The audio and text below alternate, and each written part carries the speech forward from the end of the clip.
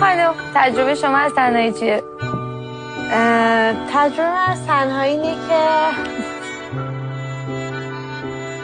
من دختر خونه بودم، ازدواج کردم، رفتم با همسرم همخونه شدم و بعد وقتی از اون خفقان بیرون اومدم، از خفقان زندگی مشترک بیرون اومدم، دنیا مال من بود. تنهایی زندگی کردن رو خیلی دوست داشتم. اومدم لندن، خونه گرفتم، میرفتم میمدم، برای خودم آشپزی میکردم، لباس میخریدم، تو خونه تنها میرقصیدم.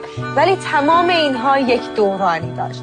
بعد از یک دورانی، امروز که 4 سال ازش گذشته، بعضی وقتا عصرها که از کار میرم خونه، کلیدو که میندازم تو در، خونه تاریکه، نه صدایی میاد نه چراغی روشنه.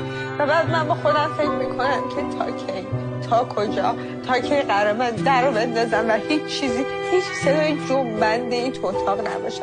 یه وقتی میری مسافرت برمیگردی، یهو میبینی 5-6 روزه نیستی، ولی هیچ چیزی تو اون خونه تغییر نکرده و اگه توی این 5-6 روز تو بلایی سرت اومده بود، باز هم هیچکس خبردار نمیشد. به هر حال من موافق تنهایی زندگی کردن نیستم. برای بلند مدت من فکر میکنم ضربه های غیر قابل بازگشت، غیر قابل جبرانی به روان آدم. خیلی موافقم.